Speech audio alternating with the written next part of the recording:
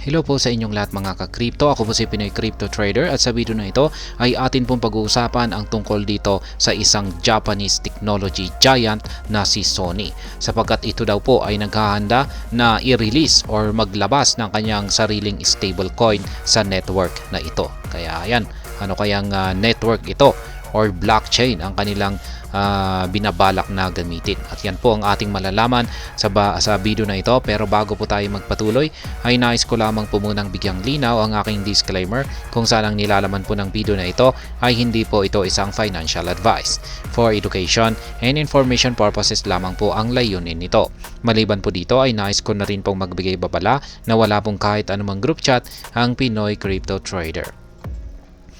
Riyan, ang sabi rito ay as reported by Nikkei, Sony Bank, the banking division of the Japanese entertainment conglomerate has launched a proof of concept to introduce a stablecoin pegged to fiat currency. Kaya mismong ang Nikkei, ayan, Sony Bank, ang yan, isang banking division ng Japanese entertainment conglomerate ang naglabas po ng kanilang pahayag na sila po ay mag-i-introduce or maglalabas ng kanilang sariling stablecoin.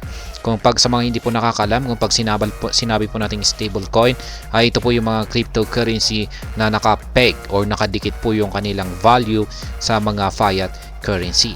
Ang example lamang po natin na mga stablecoin ay nandyan po si USDT or Tether.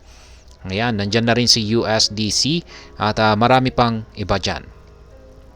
Sony Bank starts stablecoin trial on Polygon blockchain. Ayan po, ang pinili po nilang network na gagamitin ay itong si Polygon. Ayan, maganda po ito kasi itong si Polygon, under po siya ng Ethereum network. Ayan, pero dito kay Polygon ay mas mura po yung ating transaction fee dito. Hindi katulad ni Ethereum.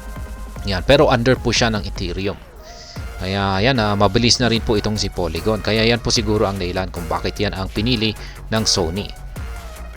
The trial, which will take place on the Polygon blockchain, marks Sony's entry into the stablecoin arena. Kaya yan, trial pa lamang daw po ang isasagawa dito.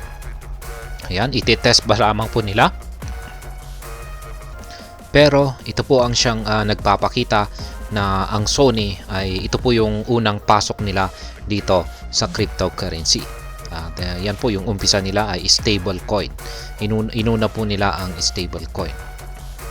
According to the sources cited in the report, the move comes as Sony explores the potential for stablecoins to benefit from lower payment and remittance fees, and as the company aims to support gaming and sports intellectual properties. Kaya yan naman po kasi ang dahilan nila kung bakit sila ay kung bakit ang unang sinuportahan nila ay ang stablecoin. Kaya ayan, bakit hindi sila gumawa ng sarili nilang native token bago stablecoin? Kaya yan ang dahilan. Ito po yung nagdahilan kung nagpapaliwanag kung bakit stablecoin ang una po nilang or pinagka-interesan nila na ilabas. Ayan, kasi para magagamit daw po ito sa pambayad, yan, lower payment at saka pang remittance fees. At maliban po rito ay yan, ang kumpanya na ito, si Sony, ay layunin po nito na suportahan ang mga gaming at saka mga sports intellectual properties. Kaya yan, dito po talaga sikat itong si Sony pagdating po sa gaming at saka sports. Sony's stablecoin initiative will examine the legal ramifications surrounding the transfer of Japanese yen-backed stablecoins and expected to take several months, Nikkei reported. The execution of the project will be entrusted to Belgium-based blockchain company Settlement. Kaya yan. Pero bago daw po muna nila ilabas ang kanilang stablecoin na ito ay susuriin daw po muna nilang mabuti kung ano ang magiging impact nito.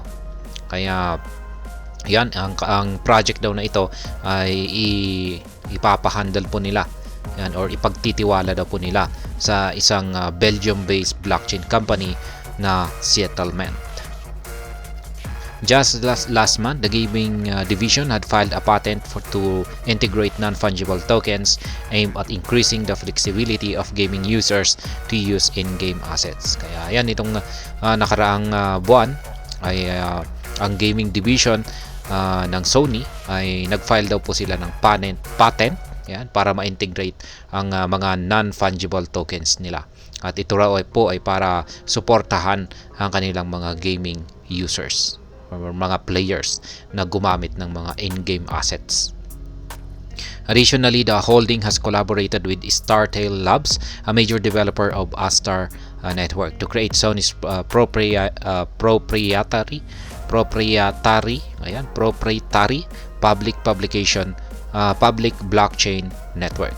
Startail CEO Sota Watanabe announced in his statement that the project has entered the execution phase after a year and a half of development. Kaya yan, inuumpisan na po nila ang kanilang mga project na ito. Kaya yan, pumasok na rin po itong si Sony sa mundo ng cryptocurrency.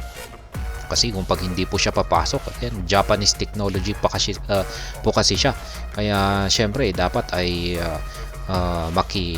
ayan, kasi yung ngayon yung generation natin ngayon ay ayan na po, halos lahat na ng buong mundo ay gumagamit na po ng blockchain technology. Kaya kung pag hindi po siya makikisabay dito ay mapag-iiwanan siya.